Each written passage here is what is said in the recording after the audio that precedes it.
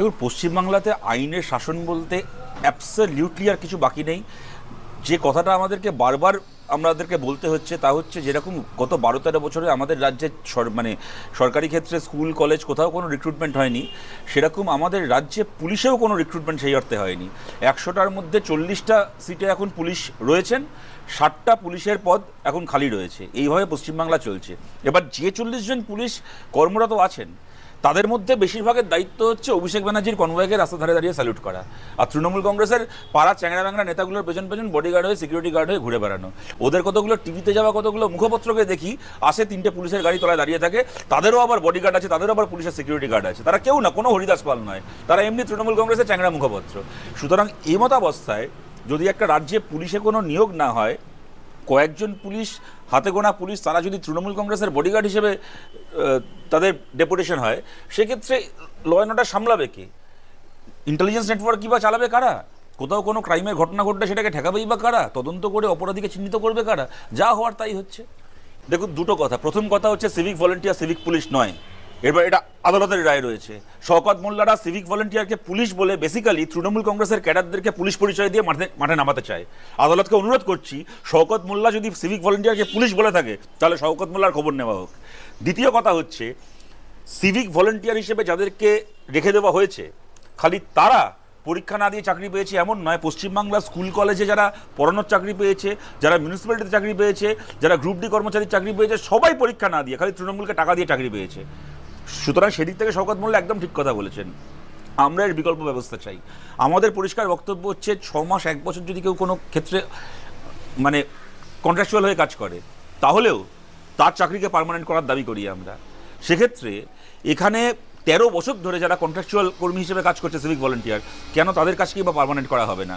এবং একটা সঠিক সরকারি নিয়োগ প্রক্রিয়ার মধ্যে দিয়ে, যাতে কিনা একদিকে তারাও একজন সরকারি কর্মচারীর মতো করে পেনশন, প্রভিডেন্ট ফান্ড, মেডিক্লেম ইত্যাদি সুবিধা পান, ঠিকঠাক মাইনে পান, ডিএ পান ঠিক সময়। অপরদিকে যে কথাটা আপনি সঠিকভাবে বললেন, সঞ্জয় রায়ের মতো কোনো যেন পুলিশ ভলেন্টিয়ারও সিভিক ভলেন্টিয়ার ঘুরে না বেড়ায়, যে কিনা পুলিশ হিসাবে নিজেকে পরিচয় দিয়ে ক্রাইম করতে পারবে। তাহলে সরকারি একজন পুলিশের যে কোনো সরকারি চাকরিতে কেউ ঢুকলে তার ব্যাকগ্রাউন্ড চেক হয়, তার একটা অ্যাকাউন্টেবিলিটি থাকে। সিভিক ভলেন্টিয়ারের ব্যাকগ্রাউন্ড চেক মানে খালি তৃণমূলের পার্টি অফিসে দেখে নেওয়া হবে সে আমাদের হয়ে কাজ করবে কিনা। সে কারণে যাতে বাংলায় সঞ্জয় রায়রা তৈরি না হয় এবং সিভিক ভলেন্টিয়ার হিসেবে কাজ করা ছেলে মেয়েদের যেন একটা নিশ্চিত ডিগনিটির সঙ্গে তাদের কর্মজীবন হয়, এইটা আমাদের মডেল, এটা আমাদের বিকল্প, আমরা এইটা চাই।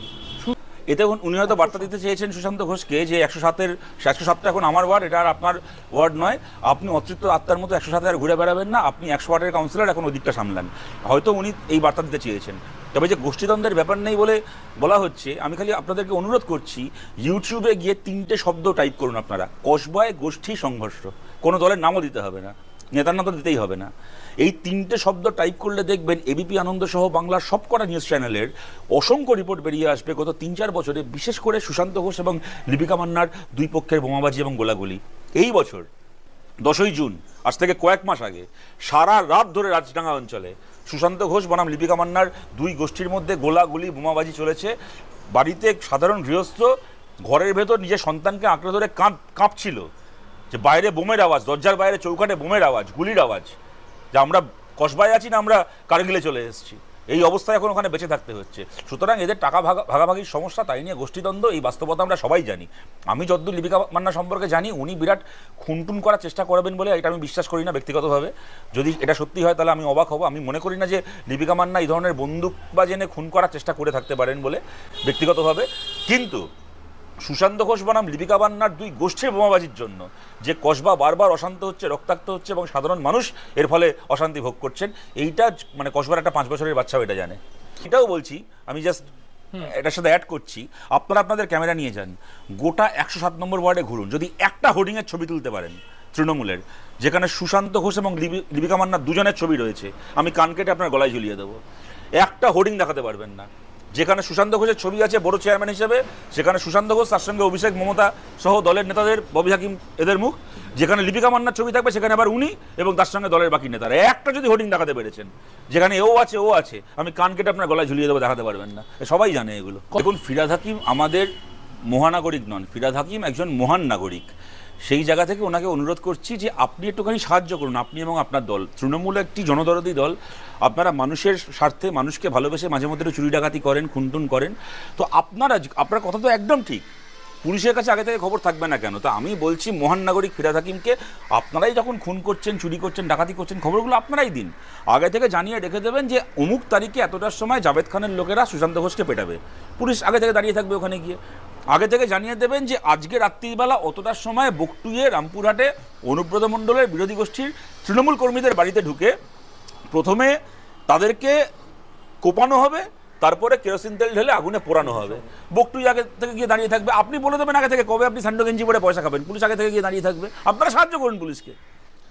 একটা কথা বলবো, ভারতে আমাদের যা বিচার প্রক্রিয়া, বিচার ব্যবস্থা, তাতে একটা অপরাধের ঘটনা ঘটার পরে আমাদের এটা ইচ্ছে হয় যে 7 দিনের মধ্যে বিচার হয়ে যাক, কিন্তু সেটা বাস্তব নয়।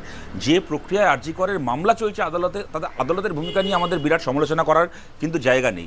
তবে 100 বার এই প্রশ্ন থাকবেই যে আদালত তো গিয়ে প্রমাণ সংগ্রহ করছে না, তদন্ত করছে না। তদন্তকারী সংস্থা, সে পুলিশ হোক, সিবিআই হোক, তারা যা তদন্ত করবে তার উপর বিচার নির্ভর করছে। এমতাবস্থায় মানুষকে কেন বারবার রাস্তায় নামতে হচ্ছে? কেন মানুষ দেখেছে তদন্তকারী সংস্থা যারা, তারা প্রমাণ লোপাট করে বিচারকে প্রভাবিত করার চেষ্টা করেছে। সেই ইনসিকিউরিটি থেকে, সেই আশঙ্কার জায়গা থেকে মানুষকে বারবার করে রাস্তায় নামতে হচ্ছে। আদালতের কাছে আমাদের আবেদন থাকলো, মানুষের এই আশঙ্কাকে আপনারা ভুল প্রমাণ করুন, আইনের জয় হোক, আদালতের জয় হোক, এবং কোনো তদন্তকারী সংস্থা যেন প্রমাণ লোপাট করে একজনকে বাদ দিয়ে বাকি অপরাধীদেরকেও বাঁচানোর সুযোগ না পায়। দেখুন, অনুব্রত মণ্ডলের তৃণমূল কংগ্রেসের ভেতর কি অকাত থাকবে তাই নিয়ে আমাদের কোনো মাথা ব্যথা নেই, কিন্তু আমরা এইটুকু বলতে পারি, অনুব্রত মণ্ডল তৃণমূলের চেয়ারপারসন হলেন কি না হলেন, আপনি বীরভূমের চেয়ারপারসন নন, আপনি পশ্চিমবাংলার একটি জেলা চেয়ারপারসন নন। কেউ আপনাকে এই অধিকার দেয়নি আপনাকে বা কাজল শেখকে কোনো জেলার জমিদার, জেলার মালিক হিসেবে নিজেকে প্রতিষ্ঠিত করার। জমিদারি বহুকাল আগে ঘুচে গেছে। যে নিজেকে নতুন করে জমিদার দেখানোর চেষ্টা করবে তাকেও এবার ঘুচিয়ে দেওয়া হবে, তার জমিদারিও ঘুচিয়ে দেবে সাধারণ মানুষ। আমরা সেই দিকে লড়াইটাকে নিয়ে যেতে চাই। এর বাইরে ওদের দলের মধ্যে কার কি স্ট্যাটাস থাকবে, ওদের ছাগল ওরা আগায় কাটবে না লেজায় কাটবে, ওদের ব্যাপার, তাই নিয়ে আমাদের কোনো বক্তব্য নেই।